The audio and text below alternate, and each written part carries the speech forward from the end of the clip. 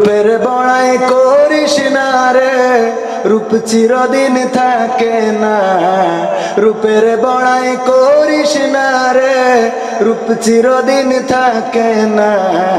নিজের মুখটা দেখা একদিন হইবে রে তোর যন্ত্রণা। নিজের মুখটা দেখা একদিন হইবে রে তোর যন্ত্রণা। রূপের বড়াই করিস না রে, রূপ চিরদিন থাকে না। রূপের বড়াই করিস না রে, রূপ চিরদিন থাকে না। নিজের মুখটা দেখা একদিন হইবে রে তোর যন্ত্রণা। নিজের মুখটা দেখা একদিন হইবে রে তোর যন্ত্রণা। সময় হইল বড় শিক্ষক, সব দিব শিখাইয়া। সুখের জীবন থাকবে না রে, দেখবে না কেউ চাইয়া। সময় হইল বড় শিক্ষক, সব দিব শিখাইয়া। সুখের জীবন থাকবে না রে, দেখবে না কেউ চাইয়া। মরার আগে মরবি রে তুই, জ্বালা সইতে পারবি না। মরার আগে মরবি রে তুই, জ্বালা সইতে পারবি না। নিজের মুখটা দেখা একদিন হইবে রে তোর যন্ত্রণা। নিজের মুখটা দেখা একদিন হইবে রে তোর যন্ত্রণা। রূপের বড়াই করিস না রে, রূপ চিরদিন থাকে না। রূপের বড়াই করিস না রে, রূপ চিরদিন থাকে না। নিজের মুখটা দেখা একদিন হইবে রে তোর যন্ত্রণা। নিজের মুখটা দেখা একদিন হইবে রে তোর যন্ত্রণা। কিসের এত বড়াই তোমার মাটির দেহ লইয়া? ময়রা দেখো পোকামাকড় শেষ করবো সব খাইয়া। কিসের এত বড়াই তোমার মাটির দেহ লইয়া? ময়রা দেখো পোকামাকড় শেষ করবো সব খাইয়া। এই দুনিয়া ছাড়তে হবে, অহংকার আর কইরো না। এই দুনিয়া ছাড়তে হবে, অহংকার আর কইরো না। নিজের মুখটা দেখা একদিন হইবে রে তোর যন্ত্রণা। নিজের মুখটা দেখা একদিন হইবে রে তোর যন্ত্রণা। রূপের বড়াই করিস না রে, রূপ চিরদিন থাকে না। রূপের বড়াই করিস না রে, রূপ চিরদিন থাকে না। নিজের মুখটা দেখা একদিন হইবে রে তোর যন্ত্রণা।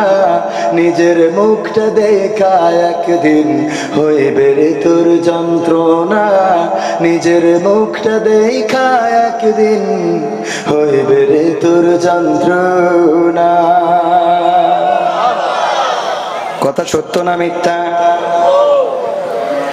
একদিন আমাদের চেহারায়, সুন্দর এই চেহারায় ভাঁজ পড়ে যাবে। সুজা মানুষটা কুজা হয়ে যাবে, চোখটা ঘোলা হয়ে যাবে, কালো চোখ আর কালো থাকবে না, কালো চুলগুলো আর কালো থাকবে না, কালো মুখের দাড়িটা আর কালো থাকবে না। এই গ্রামেই জন্ম আমার, কত ছোটবেলা থেকে সবাইকে দেখছি। আমার সময় যাদেরকে দাড়ি উঠতে দেখি নাই, অনেকের মুখে দাড়ি উঠে গেছে। আবার আবার যাদের দাড়ি কাঁচা ছিল তাদের দাড়ি পেকে গেছে। আমার দাদা যখন নির্বাচন করেছে, ভোট করেছে, ইলেকশন করেছে, মেম্বার ইলেকশন, মুখের দাড়িটা ছিল কালো কুচকুচা, সুন্দর একটা স্মার্ট মানুষ। সেই মানুষটা আজকে বয়সের ভারে দাড়িগুলো পেকে সাদা হয়ে গেছে, বয়সের ভারে পূজা হয়ে গেছে।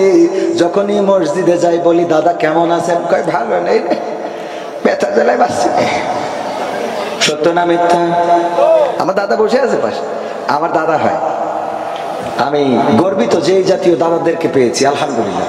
মসজিদের মুয়াজ্জিন, শুধু মুয়াজ্জিন উনি না, ওই মসজিদ প্রতিষ্ঠার জন্য, ওই মসজিদ তৈরি করার, নির্মাণের জন্য যে জায়গাটা তাও উনি দিয়েছেন, এবং আরেকজন আমাদের আব্দুর রশিদ সাহেব মরহুম, উনিও কিছু অংশ দিয়েছেন। তো এই মসজিদটা উনি করে পর্যন্ত এখন পর্যন্ত মুয়াজ্জিনি করছেন এবং বলেই দিয়েছেন আমৃত্যুকাল মুয়াজ্জিনি করবেন, কোনো পয়সা নেবেন না। আলহামদুলিল্লাহ বলবেন। এই মানুষটা মুয়াজ্জিনি করছেন। এইবার উনি সদ্য আল্লাহর ঘর এবং রাসূলের রওজা মোবারক জিয়ারত করে এসেছে, বলেন আলহামদুলিল্লাহ। আমরা সবাই সেখানে যাই, মন টানে না রাসূলের জন্য? টানে কি না? তোমার জন্য মন কাঁদে, আঁখি কাঁদে, ভুবন কাঁদে। তোমার জন্য মন কাঁদে, আঁখি কাঁদে, ভুবন কাঁদে, শুধু বেদনা হৃদয়ে সে বাসা বাঁধে। তোমার জন্য মন কাঁদে, আঁখি কাঁদে, ভুবন কাঁদে। সাহারা সমতৃষায় বুকেতে, দহনে পুড়ে মরি হাজার দুঃখেতে। সাহারা সমতৃষায় বুকেতে, দহনে পুড়ে মরি হাজার দুঃখেতে। শুধু তুমি নাই, আমি কাঁদি, আঁখি কাঁদি, ভুবন কাঁদে, শুধু বেদনা হৃদয়ে সে বাসা বাঁধে। তোমার জন্য মন কাঁদে, আঁখি কাঁদে, ভুবন কাঁদে। প্রিয়জন হারা মন প্রশান্তি নেই, বিরহ ব্যথা আর দুঃখ জ্বালা। তোমার প্রেমের পরশ দিয়ে হৃদয় করো গো নূরে উজালা। স্বপনে হলেও এসো একবার, প্রেমে ভর বিরহ নদীর চারিধার। স্বপনে হলেও এসো একবার, প্রেমে ভর বিরহ নদীর চারিধার। শুধু তোমার পথ চেয়ে আমি কাঁদি, আঁখি কাঁদে, ভুবন কাঁদে, শুধু বেদনা হৃদয়ে সে বাসা বাঁধে। তোমার জন্য মন কাঁদে, আঁখি কাঁদে, ভুবন কাঁদে। মারহাবা বলা যাবে না? এত কার্পণ্য করার কোনো দরকার আছে? জবান দিয়েছেন কে? সেই জবান দিয়ে কি আল্লাহর পক্ষে কথা বলা যাবে না? আল্লাহর পক্ষে কথা বলতে হবে, কোরআনের পক্ষে কথা বলতে হবে, ইসলামের পক্ষে কথা বলতে হবে, দ্বীনের পক্ষে কথা বলতে হবে, ভালোর পক্ষে কথা বলতে হবে, আলোর পক্ষে কথা বলতে হবে। যদি বলতে পারেন তবে আল্লাহ রাব্বুল আলামিন দুনিয়ায় ইজ্জত বাড়িয়ে দেবেন এবং পরকালে মুক্তির ব্যবস্থা করে দিবেন, বলেন সুবহানাল্লাহ। কিন্তু আমরা কথা বলতে চাই না, আর যার জন্য সম্মানও পাই। অনেকেই মনে করে এখানে কথা বললে না জানি বেইজ্জতি করে বসে। আরে বাবা, অন্যায়ের বিরুদ্ধে প্রতিবাদ করার জন্য আল্লাহ আদেশ করেছে, সুতরাং আপনি প্রতিবাদ করলেন মানে আল্লাহর কাছে সম্মানিত হইলেন। সম্মানিত হওয়া যায় না? যায় না? আল্লাহর কাছে সম্মানিত হওয়া যায়। সম্মানিত হাজিরিন, আমি কথা বলবো যতক্ষণ পর্যন্ত আমাদের মেহমান না আসেন ততক্ষণ পর্যন্ত। তো আশা করছি যে উনি ঘরটা খানেকের মধ্যে এসে পড়বেন ইনশাআল্লাহ। তো সেই পর্যন্ত সময় দেওয়া যাবে তো, নাকি কষ্ট হবে? আমার ছেলে একটা গান শিখেছে, আমার লেখা গান, ও শোনাইতে চাইছিল, কিন্তু ওর তো এখন খুঁজে পাইলাম না। এই জন্য ওর গানটাও এর মাঝখানে একটু শোনাই দিবেন ইনশাল্লাহ। আপনারা শুনতে রাজি আছেন না? একটু নিজেদের গ্রামের মাহফিল, এলাকার মাহফিল দীর্ঘদিন ধরে হয় নাই, এই মাহফিল করার জন্য অনেক ভূমিকা রেখেছেন আমাদের গ্রামের সন্তান। আমরা গর্বিত যে এমন একটা সন্তান আমাদের গ্রামে আছে। বাংলাদেশ আওয়ামী যুবলীগের প্রেসিডিয়াম সদস্য জনাব আনোয়ার হোসাইন সাহেব, আমি ওনার সাথে কথা বলেছিলাম আগে যে আমি গ্রামে একটা মাহফিল আমরা করতে চাচ্ছি, আপনি যদি আমাদের সহযোগিতা করেন, সাপোর্ট করেন, তাহলে মাহফিলটা করব। বলল যে হ্যাঁ অবশ্যই সাপোর্ট করব, মাহফিল করার বিপক্ষে আমার কোনো ভূমিকা নেই। আমি বলেছি শুধু সাপোর্ট না, আপনার অতিথি হইতে হবে। বলল আমি অনেক ব্যস্ত আছি, আমার যাওয়ার সুযোগ হবে না, কিন্তু মাহফিলের জন্য যা করা দরকার আমি তাই করব। অনুমতির জন্য কোথাও কিছু বলা লাগলে সেগুলো আমি বলে দেবো, বলেন সুবহানাল্লাহ। আল্লাহ এইভাবেই মানুষদেরকে ইসলামের জন্য কবুল করবেন, বলেন আলহামদুলিল্লাহ। আল্লাহ যাদেরকে কবুল করেন তাদেরকে ভুল পথে কেউ পরিচালিত করতে পারে না। আর আল্লাহ যাদের গুমরাহ করেন তাদেরকে যত ওয়াজ করা হোক তাদের ভালোর পথে আনা কোনোভাবে সম্ভব হবে। ওয়াজ করা কেন, হুজুরির বাইটি যদি খাওয়ান তাও কাজ হবে না। হুজুর বাইটি খাওয়ালে কাজ হবে না, হবে না। যদি কাজ হতো আল্লাহর নবী নিজের চাচা আবু তালিবকে চেয়েছিলেন যেন তিনি হেদায়েত হয়ে যায়, যেন সে মুসলমান হয়ে যায়, যেন কালেমা পড়ে ইসলাম ধর্ম গ্রহণ করে। কিন্তু না, ইসলাম ধর্ম গ্রহণ তো করে নাই, বরং আবু তালিবের কাছে কাফেরেরা বলল, আসো তোমার সাথে কথা আছে। ওগো আবু তালিব, তুমি কি দেখো না তোমার ভাতিজা আমাদের দলের বাইরে দল করে বেড়ায়, তোমার ভাতিজা আমাদের মার্কার বিরুদ্ধে কথা বলে বেড়ায়, আমাদের দিনের বিরুদ্ধে কথা বলে, মূর্তির বিরুদ্ধে কথা বলে, আমরা যে উলঙ্গ হয়ে কাবাঘর তাওয়াফ করি তার বিরুদ্ধে কথা বলে, তুমি কি দেখতে পাও না? বললো হ্যাঁ দেখি তো। বললো তাহলে বাধা দাও না কেন? কয় আমার ভাতিজা কেমন করে তারে বাধা দিয়ে, 3 সন্তান আমার উপরে আমার বাবা দায়িত্ব দিয়েছিল, যখন গর্ভে থাকতে বাবা মারা গেল, 6 বছর বয়সে মা হারালো, তারপরে যখন দাদা দায়িত্ব নিল, দাদাও যখন 8 বছর আল্লাহর নবী সাল্লাল্লাহু আলাইহি সাল্লামের বয়স, তখন দাদা আব্দুল মুত্তালিব ইন্তেকালের সময় আবু তালিবকে ডেকে বললেন, মুহাম্মদ এতিম, মাও নাই বাবাও নাই, তোমার হাতে তুলে দিলাম, আমার বাবার দেওয়া ওয়াসিয়াত আমি দেখে রাখতে চেয়েছি, কেমন করে তাকে বাধা দেই? আবু জাহেল বলল, তাইলে এক কাজ করো, তুমি তোমার ভাতিজাকে 3টা প্রস্তাব নিয়ে যাও, 3টা প্রস্তাবের মধ্যে দেখো কোনটা মেনে নাই, যদি 3টার কোনো একটা মেনে নাই ভালো কথা, যদি তাও না মানে, যদি 3টা প্রস্তাবই মেনে নাই তাও আমাদের কোনো আপত্তি নাই, এই 3টা প্রস্তাব তোমার ভাতিজাকে দাও, যদি সে এই প্রস্তাবগুলো না মানে তাইলে কিন্তু আমাদের সাথে খেলা ফাইনাল। বুঝা গেছে তো? যদি প্রস্তাব না মানে তাইলে কি খেলা হবে, তাইলে খেলা হবে, কোন মাপ নাই। আল্লাহর নবীকে কি প্রস্তাব দিলেন? আবু তালিবকে ডেকে বললেন, আবু জাহেল, আবু লাহাব, উতবা, শাইবা, মুগীরা বললেন, ওগো আবু তালিব, যে বলো যদি মুহাম্মদ এই মক্কার মধ্যে সেরা ধনী হতে চায়, যদি অর্থ চাই, টাকা চাই, সম্পদ চাই, জায়গা চাই, জমি চাই, বাড়ি চাই, গাড়ি চাই, যা চাই দেয়া হবে, দেখো সম্পদ নিতে রাজি হয় কিনা। 1 নম্বর প্রস্তাব। 2 নম্বর প্রস্তাব, যদি সে মনে করে সে সুন্দরী কোন নারী নেবে, এই মক্কার সবচেয়ে সুন্দরী যেই নারী, তার সাথে তার বিবাহের ব্যবস্থা করে দেব, অথবা তাকে পাওয়ার ব্যবস্থা করে দেব, দেখো রাজি হয় কিনা। আর 3 নম্বর হলো, যদি সে মনে করে মক্কার দায়িত্ব নেবে, নেতা হবে, এমপি হবে, মন্ত্রী হবে, যদি হইতে চায় তাও তার দিয়ে দেব। এই 3 নম্বরের কোনো একটাই, 3টার কোনো একটা যদি মেনে নেয় আপত্তি নাই, আর 3টা মানলেও তাও রাজি। যে বলে দেখো, আল্লাহর নবীকে ডাকলেন আবু তালিব, ডেকে বললেন, ওগো মুহাম্মদ, তুমি গর্ভে থাকতে তোমার বাবা মারা গেছে, তুমি যখন তোমার বয়স যখন 6 বছর, তখন তোমার মা মারা গেছে, আমার বাবা তোমার দাদা তোমাকে দায়িত্ব নিয়েছিল, যেই দাদা তোমাকে কোলে করে নিয়ে যে মক্কার পদদেশে যে আল্লাহর কাছে তোমার জন্য প্রশংসা আদায় করে বলেছিল মুহাম্মদ, নামটা মুহাম্মদ প্রশংসিত, এই নামটাও রেখেছিল কাবার চত্বরে যে তোমার যে দাদা, সেই দাদা 8 বছর বয়সে মারা গেল, তুমি কুল কিনারা হারালে, আপন বলে যখন কেউ নাই, তখন আমি তোমার দায়িত্ব নিয়েছি, তিলে তিলে বড় করেছি, 40 বছর বয়সে তুমি এসে নবুয়ত দাবি করে বসলে, তুমি বললে নবী হয়েছ, এরপরে কাফেরেরা তোমাকে নির্যাতন করে, জুলুম করে, পাগল বলে, তোমার গায়ে থুতু নিক্ষেপ করে, আমার তো কষ্ট হয়, তুমি আমার ভাতিজা, আমি কিছু বলতে পারি না, কারণ তুমি তো আমাদের ডাইরেক্ট আমাদের দলের বিরুদ্ধে গিয়েছো। ওগো আমার ভাতিজা, আজকে কাফেরদের পক্ষ থেকে 3টা প্রস্তাব নিয়ে এসেছি, যদি কোনো একটা প্রস্তাব তুমি মেনে নাও তাইলে আমার জন্য ভালো, তোমার জন্য ভালো, আর যদি তুমি কোনো প্রস্তাব মানতে রাজি না হও তাইলে ওরা বলে দিয়েছে খেলা ফাইনাল, এই মক্কায় তোমার থাকতে দিবে না, এই মক্কায় তোমার আর জায়গা হবে না। মুহাম্মদ বললেন, ওগো চাচা বলেন কি প্রস্তাব?